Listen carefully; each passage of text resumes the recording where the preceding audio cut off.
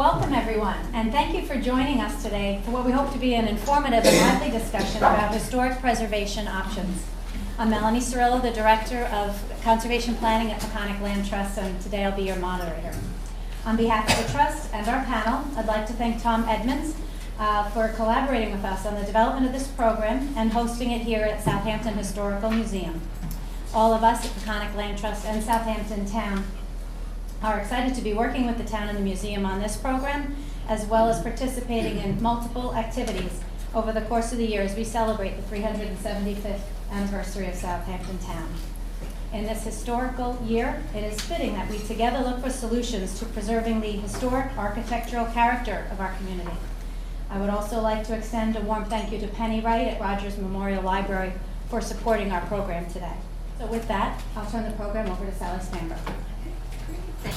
Thank you, everyone, for being here. I know it's a Thursday and it's in the middle of the day, so it may not be the best time to give one of these presentations, but we really think that you'll get a lot out of it, and we appreciate you giving up some of your time and being here today. I'm just going to tell you a little bit about myself. I'm not from New York. I was born in Indiana, and my father worked for Nationwide Insurance. And before I was 10, I had moved 7 times. And I lived in Ohio, Texas, and California. From age 10 to 18, I lived in Ohio again, in a different part of Ohio. And then I studied architecture, interior design, and historic preservation at Syracuse and Columbia Universities.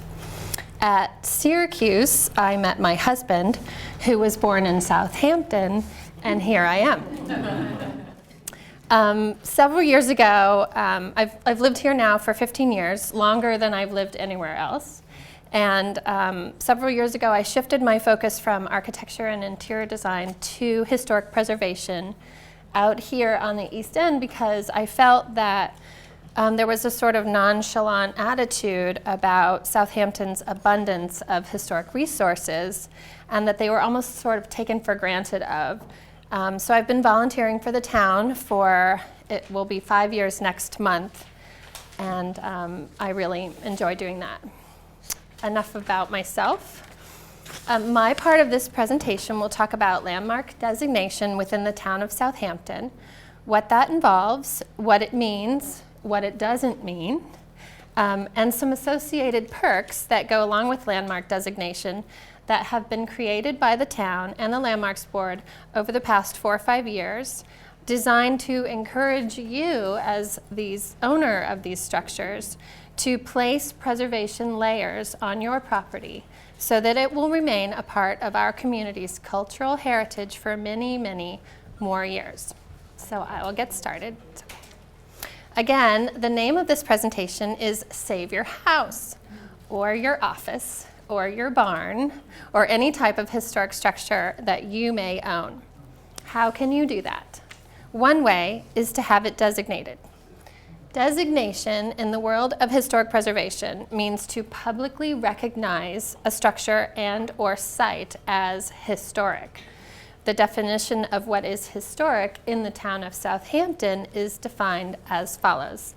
It meets one of these 6 criteria. A, possesses special character or historic or aesthetic interest of value as part of the cultural, political, economic, or social history of the locality, region, state, or nation. That's probably our most broad criteria. A lot of sites and structures can fit into that criteria.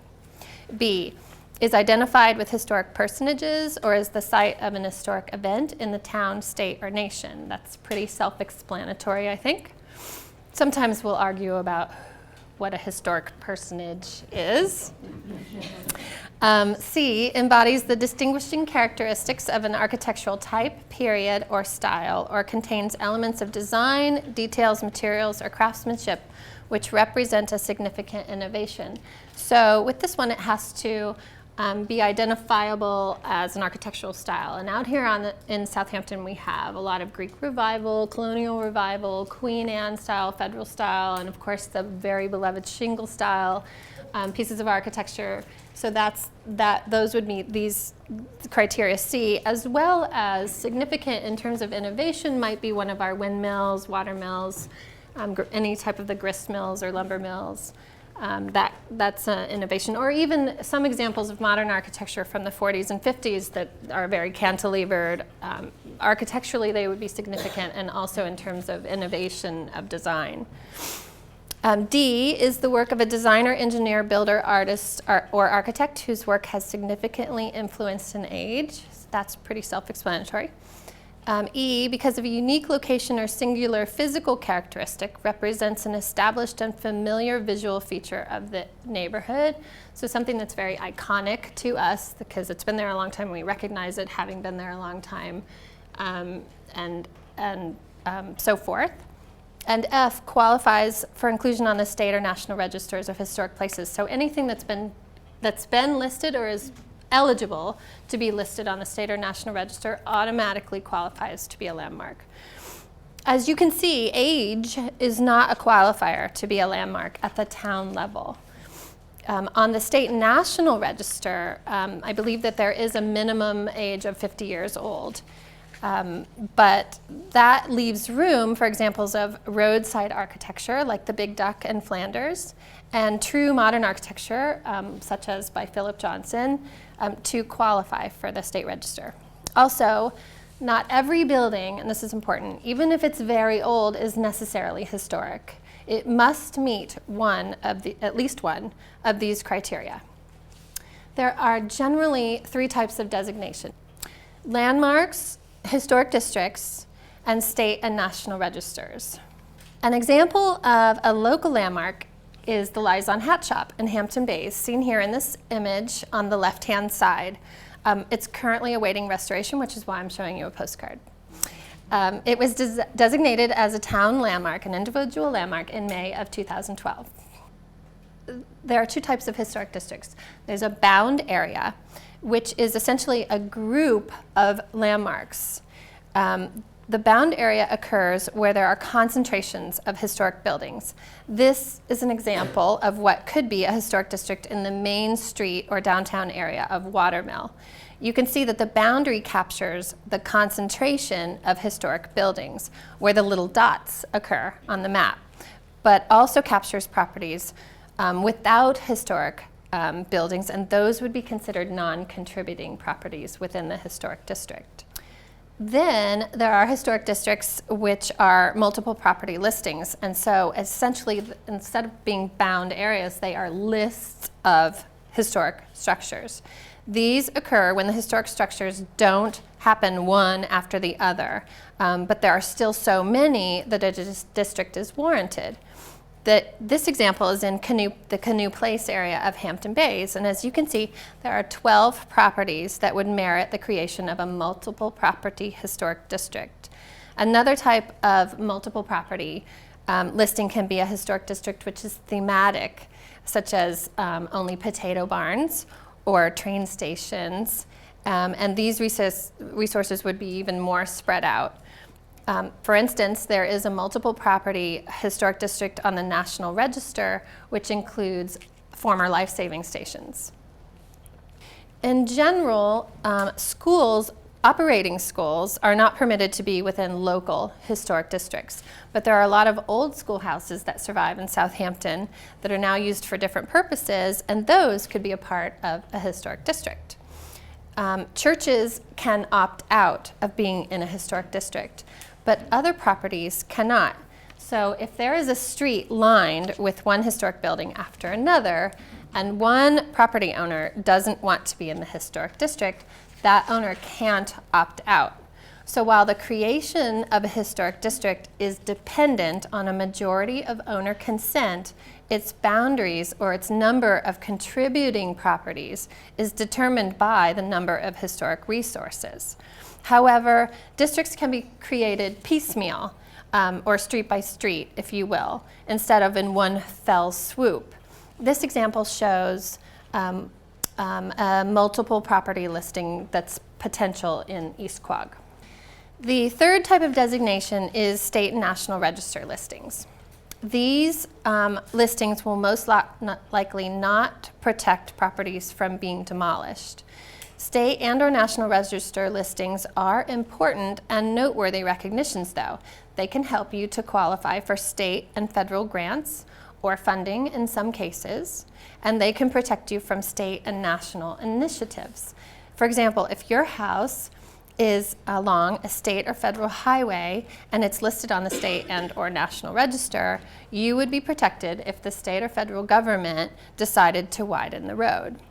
But if your house is on the state and or national register and you wanted to tear it down, that listing does not prevent you or a future owner from doing so. State and national register listing is not accompanied by local police power enforcement. Also, the going rate for hiring someone to do that state national register eligibility and listing for you is about, on average, $5,000. You can do it yourself, and the State Office of Historic Preservation will help you, but it takes a while.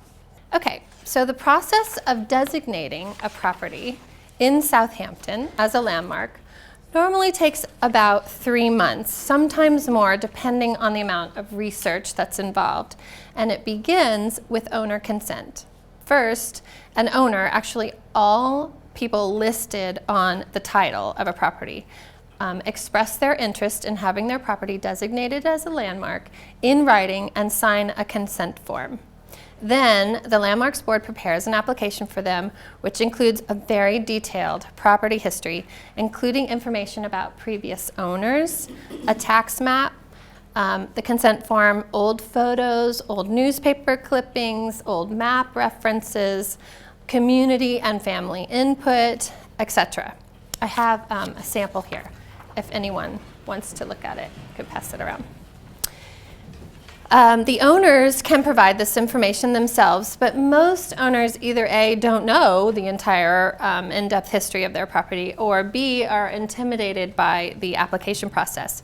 So we do it for them. We, the Landmarks Board, we do it for free, and we love doing it. We love it. After the application materials are complete and the owner has approved them, the Landmarks Board votes on recommending the designation to the town board at one of their monthly meetings. Then the recommendation is forwarded to the planning board so that they can endorse the recommendation and provide input. And then the public hearing process takes place. A date is chosen for a public hearing and published in local newspapers. Then the hearing takes place where a member of the Landmarks Board will give a brief summary of the historic significance of the property. Then the owner or owners will make statements, and then members of the public are invited to speak. And usually a few people from the community will speak about how wonderful it would be if such a property were designated, etc. It's a very happy kumbaya moment in town hall when something is designated. So to reiterate, local designation includes legal protection against destroying the integrity of a designated landmark by requiring that any changes beyond routine maintenance be approved beforehand. I'm going to elaborate on that because what it means to designate a landmark, there's a lot of misinformation out there, including mostly about real estate values and restrictions. So we're going to address that now. Myth number 1, designation will reduce my property value. For individual landmarks, this is sometimes true, but it depends on the property. Every property is different, but sometimes, and we're talking about market value here, not assessed value, simply by removing the ability to clear a lot of all the buildings, you lower its market value. In Southampton, as you know, land is very valuable. And so if you designate your property as a landmark, its market value may be reduced. However, in historic districts, it's not true. Studies across the country show that property values in historic districts increase. So it's the exact opposite. The most valuable property in Southampton is along the water and in historic districts. Just yesterday, I went on to HREO, HamptonRealEstateOnline.com, And the first, fourth, fifth, and sixth highest listings ranged from $32 to $50 million, and they were all in historic districts. Myth number 2, if my property is designated, I will be severely restricted in what I can and can't do with it. This is probably the most popular and prevalent myth, and it's not true. Designation does not prevent anyone from being able to renovate, enlarge, recolor, relocate, and in many other ways alter and improve their property. It only requires that the proposed work go through a review process beforehand. In Southampton Town, that review is free, there is no application fee, and is limited to 90 days. It cannot be adjourned endlessly. The purpose of the review is to protect the building's original appearance, and interiors are not governed. Just to demonstrate this point, here are some examples of renovations that have gone through a review process. This is number 1. This is a house in Sagaponic. You see the before and after. It's on Sagmain. It's at the north end of Sagmain on the east side of the street. So this is the original farmhouse, and after a review process, this was the award-winning, LEED certified green renovation. This is the Bridgehampton Library. So it has a large wing, and it was renovated, and that's the original. Actually, that's not the original. It started out as a small building and it got added onto, but that's the period front, and then that's the modern rear.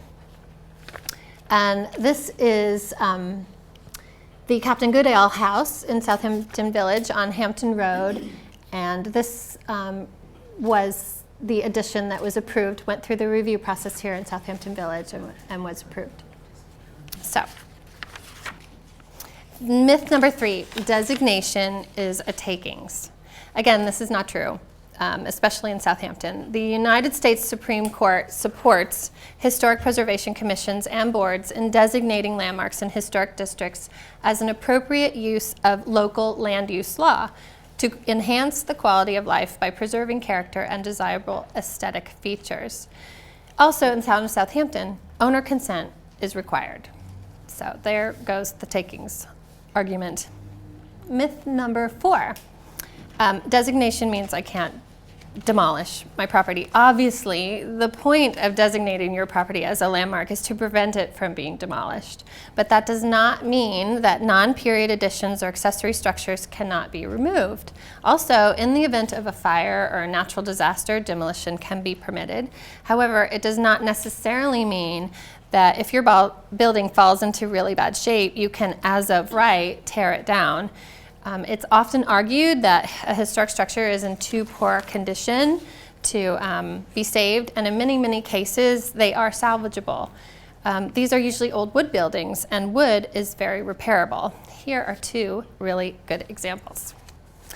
This is Sandy Mount, a historic structure on Gin Lane, built in 1881 in Southampton Village for the Betts family. But along came the hurricane of 1938, and after that amount of damage, most people would think that Sandy Mount was pretty much done for, especially back then, right? This is Sandy Mount today. It survives, it is lived in, it's well loved, and it is in good condition. This is Ludlow Grange. It's built for the Bridgehampton Ludlow family in the 19th century. But the house was severely neglected over the years, had holes all over the place, letting in water and animals, significant overgrowth, a lot of blue paint. But it was acquired by a buyer that saw not only a bargain, but a gem in disguise. The owners lovingly restored the house and loved to tell their stories about the process. So back to the myths. Sarah's been there. They had this great tree swing, and my daughter is going, oh, I've been there. So, myth number 5, designation equals elitism. Okay, this is untrue, but let's have you be the judge. Here are the designated landmarks in Southampton to date, except for the one that I already showed you, and plus there's one pending that I'm going to show you. So, the Watermill Museum, designated in 1997, the Big Duck, the Noyac Schoolhouse, and the Fordham Mill.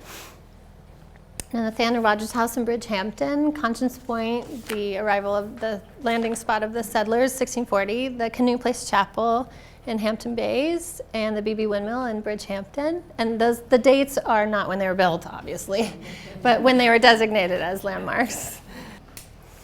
The Prosper King House in Hampton Bays, the L. Squire Senior House in Hampton Bays, the William Caldwell House in Noyac, and the Blue Barn in Flanders. I don't think it was originally blue, but that's what we call it. And the Foster Downs House in East Quogue, the Benjamin Foster House. Linda Yule, the owner, is here in the audience today, which is in technically Watermill. It's right near the Pier 1. You might be noticing the shingles have been being replaced. The Shinnecock Hills train station, which is, not easy to be seen, and the Captain Rose House in North Sea. The White Collins Melville Hill House in Bridgehampton, the Tiana Life Saving Station on Dune Road in Hampton Bays. You may remember it as Neptune's.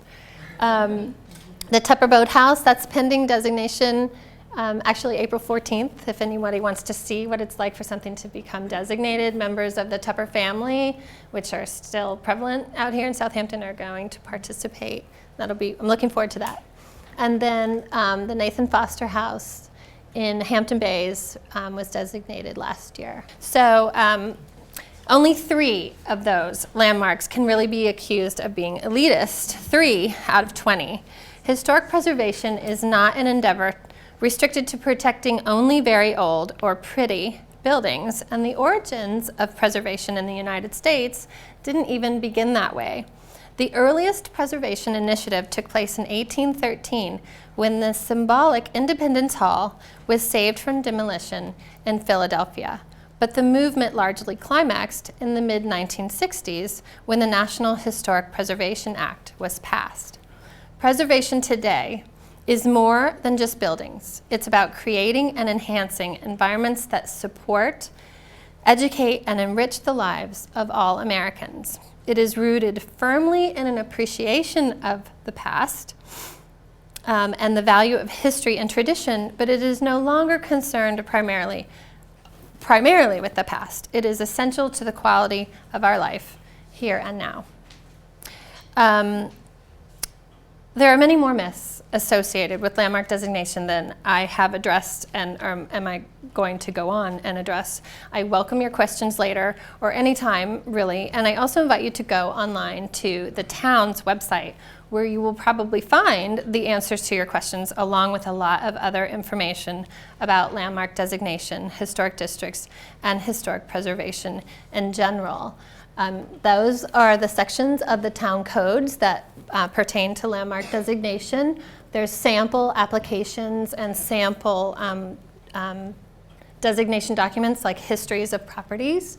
There's a lot of preservation articles about creating historic districts and values, real estate values of historic districts, getting insurance on historic structures, restoring windows versus replacing windows.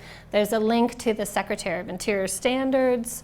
There's a historic resources map, which is a map of Southampton, and there's a lot of already previously recognized resources, train stations, schoolhouses, landmarks, heritage areas. It's a tremendous resource. And then the designation incentives document that I'll be talking about a little bit tonight, but is more elaborately addressed online. So let's talk about those incentives.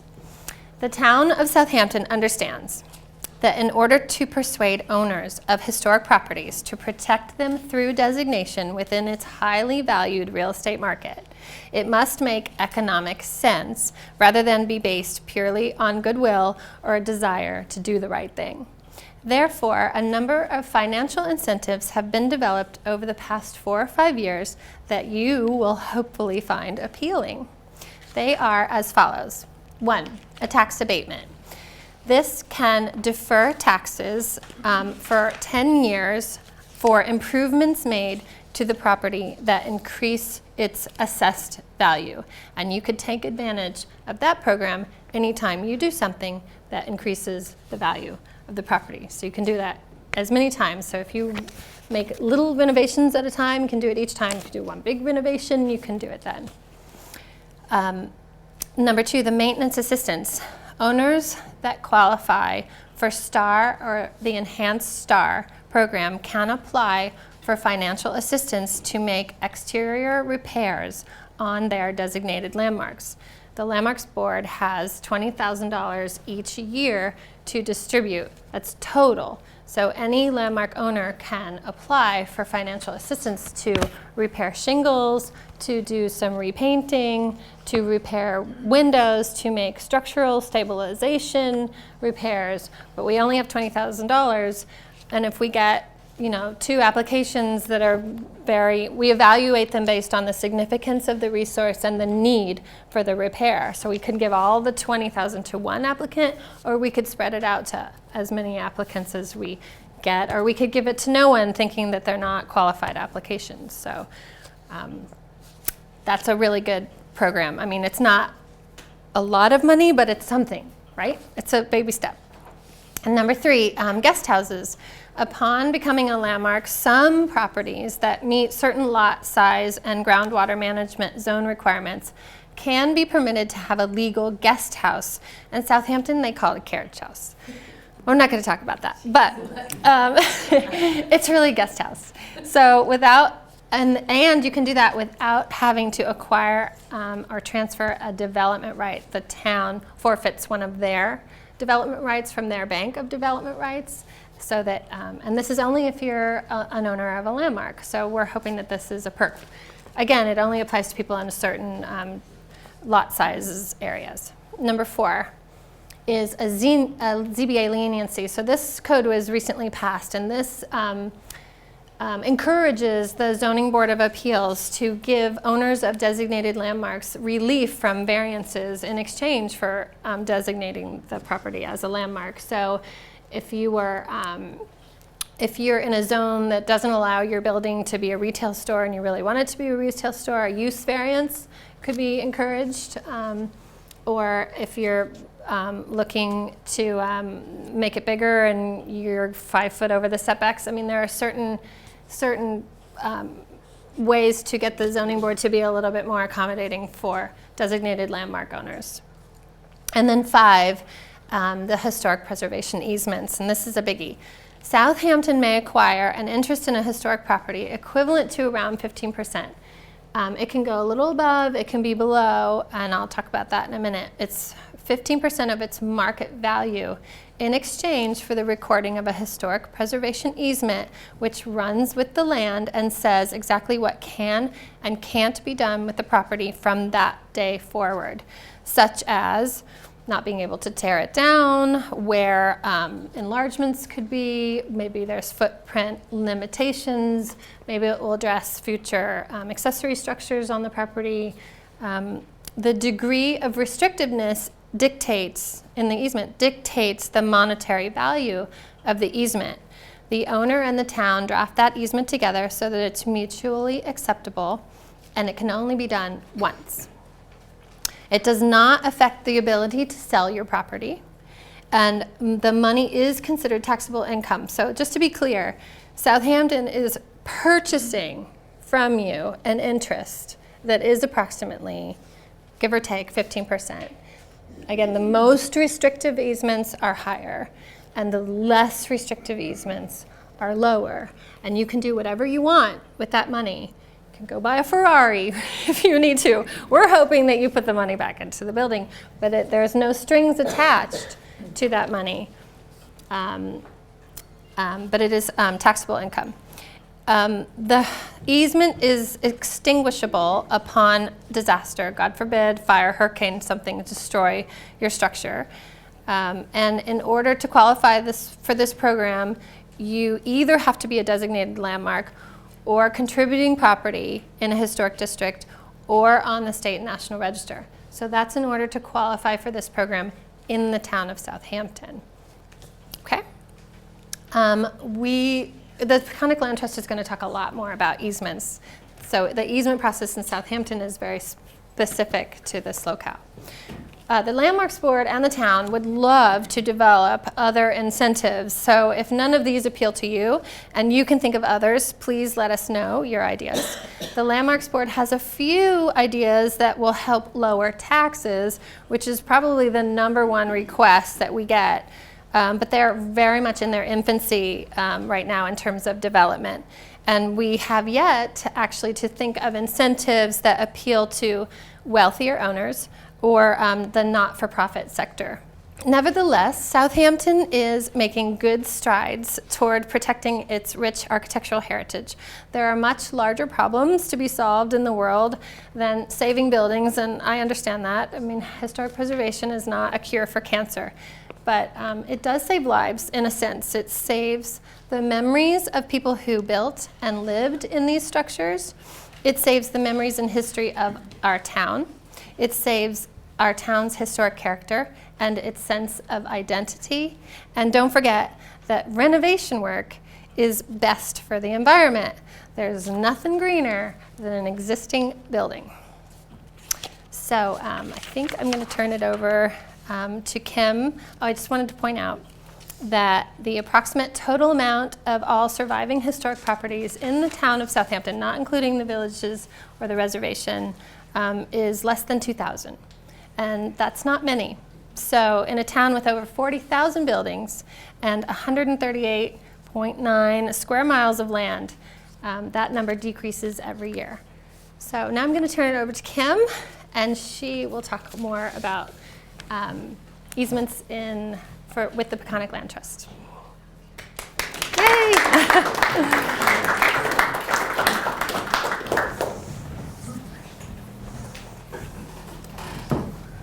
Hello. Thank you for coming today. Unlike Sally, I am from New York. I'm actually a native to the East End here. My family is from East Hampton. I am now a Southampton resident, but my family's from East Hampton. Is anybody else here a native to the East End? East End or South End? East End. Okay, and so anybody been here for 25 years or more? Okay, so there's a significant amount of you that you've seen the change that has happened out here.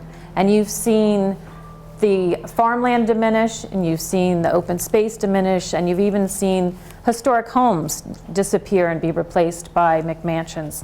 So change is inevitable, it happens, and change can be good, but I think most people resist change to some extent.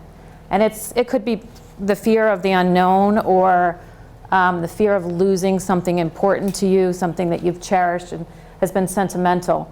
I'm sure each one of you has had an instance where you used to ride your bike to the beach and you would pass this old farmhouse, or just a neat building that was always there and now it's not there, or a piece of farmland that's now developed. So, you know, you kind of don't want to lose those memories. And actually, that happened to my family. My grandfather used to own a 200-acre horse farm out in the Northwest Woods in East Hampton. So that was a previous picture from, I believe this was from the 60s. And this is the present day picture. So this used to be some open space, some beautiful woodlands, you know, miles and miles of trails. And it was a really neat horse farm. It was, you know, authentic, rustic, not the very pristine ones that we have on the South Fork here now, but it was a real horse farm, and it was very sentimental, not only to our family, but to the community. You know, I learned how to ride there, as my sister did, and as a matter of fact, my father just received a letter last year from some woman who used to come here as a kid, and she learned how to ride there as well. And she was going through her photo album, and she found some old pictures of the farm and my grandfather, and it had such an impact on her life that she felt compelled to write my father this letter and to thank him for these experiences. So, you know, this is all part of our community heritage, and, you know, leaving your legacy. And unfortunately, my family wasn't able to do that, and they didn't. We essentially lost the farm to development, and now our only legacy is that some of these streets are named after our family, but you know, that's not enough. So Fortunately now, there has been legislation and organizations such as the Peconic Land Trust that can help us to preserve those things that are important to us. I think we can go next. What is the major road going? Hands Creek. Yep. So Peconic Land Trust was founded in 1983 by John Halsey and a small group of local residents to do just that. Our mission is to preserve Long Island's working farms, natural lands, and our heritage for our communities now and in the future. And just to give you a little overview of the trust, since we were founded in 1983, we have helped preserve over 10,000 acres on Long Island here and approximately 20 historic structures. We have about 24 full-time employees, and we staff 5 locations here on the East End. We have our main office right here in the village of Southampton. We have Quail Hill Farm, which is in Amagansett, which is a community-supported agricultural operation. We have Bridge Gardens, which is in Bridgehampton. It's a 5-acre public garden. We have the North Fork Stewardship Center in Cutchogue, which is another office for our stewardship staff. And we have the agricultural farm in Southold as well. We focus on 5 main programs. Planning, in which our planning department works with private landowners to come up with conservation plans using tools such as conservation easements. We come up with a plan for conservation subdivisions or even selling development rights to municipalities. And in some situations, we do acquire or, like I said, help facilitate acquisition of these development rights or in fee title. And then we have the Stewardship Department. The Stewardship Department monitors these easements in perpetuity to ensure that these conservation values are upheld. We have the Education Department, which puts on about 50 programs a year to teach the public about our work, to teach them about sustainable practices, and just connect people with the land. Then we have public policy. We advocate on local, state, and federal levels for legislation that is relevant to our conservation work. So how can the Peconic Land Trust help you with historic preservation? Well, we can help by assisting you by placing an easement on your property or your structure. And an easement is a voluntary agreement between a homeowner and a qualified organization such as the Land Trust that essentially extinguishes one or more of your rights. And it runs in perpetuity with the structure or the land. Now, these easements can be tailored to meet your specific goals and needs. And why would you do that? Besides, for historic preservation, you recognize that your structure is important and you want to see that carried on and preserved for the future. There are also some benefits such as estate planning, which these easements could reduce the value of your home, while also allowing for future expansion. And in some cases, you would be eligible for tax benefits. And in some situations, like I said, when you donate a conservation easement, and that easement meets certain criteria as established by the IRS, and we have a list of that criteria that we have on the table back here. We'll share with you after, and we can answer some more questions, but it's a long list, so I didn't want to go through the whole thing. And so it would be based on the conservation criteria as well as a qualified appraisal. There are a few types of easements that we would recommend for historic preservation. One is a facade easement, the footprint limiting easement, a conservation easement, and a combination of those. The facade easement, this is actually an example of the Wines-Gilbert easement in Jamesport, Nancy and Richard's property here, it's a great example, so I wanted to use this. This restricts the facade or the exterior of the home, and actually this easement only restricts the north and western sides of the house, so there is allowing for future expansion off the south and east, right? So this type of easement, though, on its own, you most likely would not qualify for a charitable gift. If you were designated, as Sally spoke to, though, you could qualify for a gift if you protect the structure in its entirety. Then we have a footprint limiting easement, which restricts the expansion of the structure. It can even dictate the direction of the future expansion to be to a specific side, or it can even restrict the height. It could just be a single-story expansion. And it can also restrict the number and size of the accessory structures. This type of an easement, you would most likely qualify for a charitable gift if it met the conservation criteria that I will have for you out here. And because it could, in some cases, significantly reduce the value of your home. Then we have a conservation easement. This is also Nancy and Richard's. And this can be used separately or in conjunction with the other easements, which would only strengthen the easement and enhance your potential for a gift. This easement in particular, you would use if you had additional yield on your property and you wanted to further restrict subdivision and future development. So say you had a 10-acre parcel and you lived in a 2-acre zoning, you could place an easement on this property that would prohibit subdivision and extinguish those development rights. And in this case too, it would be subject to the conservation criteria and a qualified appraisal. Next one is a combination of all these tools together, the Wines-Gilbert easement as well. And we use this one because they have a facade easement on their house and actually one of the barns. They have a footprint limiting easement on accessory structures in the agricultural easement area. And then they have the agricultural easement, which prohibits subdivision and extinguishes the development rights on this parcel. So this is a really strong easement, and they would qualify for a gift here. And like I said, all of these easements can be more or less restrictive based on your goals and needs. So working with the trust, there are costs associated with that because we do have a perpetual responsibility to monitor these easements in perpetuity, and we ask for a stewardship contribution, although there are grants that are available for this sort of thing, and we are willing to help you to find these grants.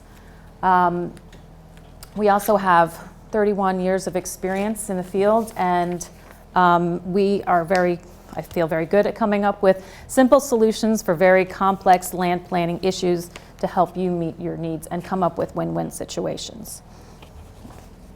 So these are just some reasons I want to leave you with as to why you might want to take that extra step and do your preservation that you might have been thinking of. The estate planning, as you know, especially out here on the East End, our land values are so elevated that a lot of these homeowners run into the problem where when they try to pass their land on to their heirs, the inheritance tax is so high that these people can't hold on to it. So if you protect your property with a conservation easement and reduce the value of the land, that would help with your estate planning and ensure that your heirs can hold on to this. Again, there's the potential tax deductions that you could receive for donating conservation easements. And you might want to leave a legacy behind and ensure that your structure is there for the future generations. And that's also part of our community heritage too. Your legacy is part of our community heritage. So we encourage you to do that. Thank you.